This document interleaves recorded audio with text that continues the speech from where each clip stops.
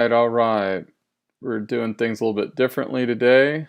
I figure you guys have seen enough of my face, so I want to give you guys a chance to hear from a mayor in Arizona.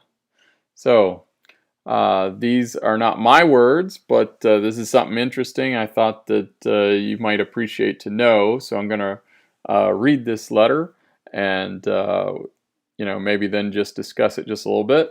So this is in Arizona. It says, Dear citizens of Eagar, over the past several weeks, I've been asked repeatedly what the town of Eagar plans to do about COVID-19, masks, visitors, riots, etc. It is somewhat alarming how many expert and I'm sorry. It is somewhat alarming how many expect and almost invite a more drastic infringement on their freedoms. My response from the onset of the COVID-19 pandemic has been that we will err on the side of freedom. Now, those are great words. How many mayors have done that? So, err on the side of freedom. When riots began to riddle the country and our governor took the drastic measure of a statewide curfew, again, I maintain that we will err on the side of freedom. I have received numerous phone calls from reporters, citizens, visitors, and complete strangers to our area asking why the town of Eagar has not canceled upcoming rodeos and our 4th of July parade. Again, my response is that Eagar will err on the side of freedom. What authority does the town of Eagar or any other state or local government have to infringe on the rights of healthy, law-abiding citizens? It bears mentioning that I am not one that believes that the coronavirus is fake or any one of a dozen other theories disseminating across the internet. COVID-19 is a real virus that unfortunately has drastic negative effects on the health of some of the individuals that contract it.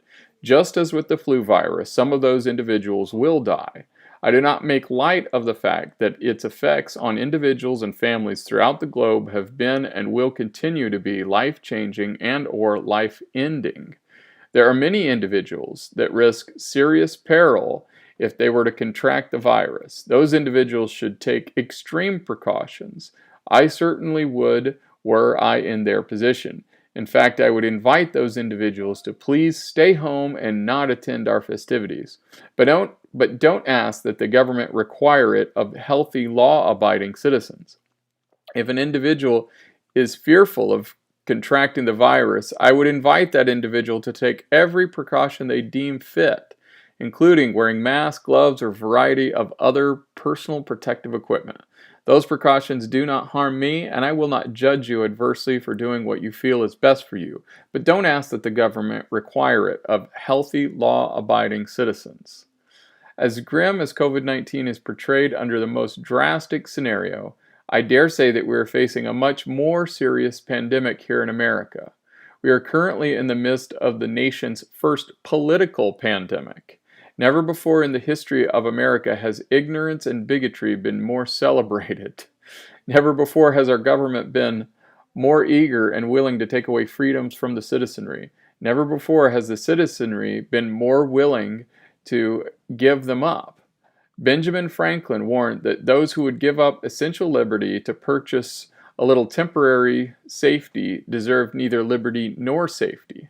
I believe his warning is as applicable today as it ever was. Some will say that these safety measures have not impacted individual liberty.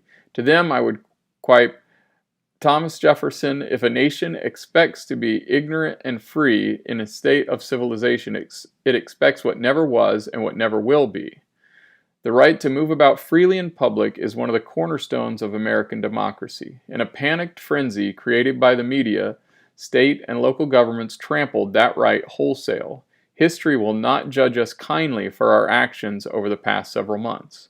In closing, where would America be if our ancestors that pioneered the countryside, facing a mortality rate that would make the coronavirus look like a scratch, had simply given up, turned back, or laid down and died out of fear? Where would America be if its brave servicemen and women who throughout history have on occasion faced odds of almost certain death simply refused to fight out of fear. When did we stop being the land of the free and the home of the brave? Take charge of your own life. Nobody owes you anything. The government has never been more ill-equipped to solve your problems, nor is its function to do so. This is America. Stand up and be somebody. Be brave and live free. Mayor Bryce Hamblin. So, I just want to thank Mayor Bryce. Thank you, Mayor Bryce Hamblin, for sharing those words. I hope that your open letter makes it far and wide on the internet. You have some pretty excellent thoughts. I hope that some of the other political leaders in this state of Texas might read your letter and give it some consideration, because our freedoms are very important. If we continue on the path that we're on, it just doesn't lead anywhere good. So let's keep working together, those of you who believe in freedom, and take steps to protect your freedom. Your freedoms are not going to be protected by hiding and cowering in fear. You have to take actions yourself to protect your freedoms. So right now I'll leave it at there. I hope that everybody is having an excellent Wednesday. I look forward to seeing some of you in person, perhaps either later today or later this week. And I definitely would look forward to getting together, whether it be by phone call or some other way where we can get together and dialogue and kind of talk about ways to move forward. So enjoy the rest of your Wednesday, everyone. I'll see everybody later. Bye-bye.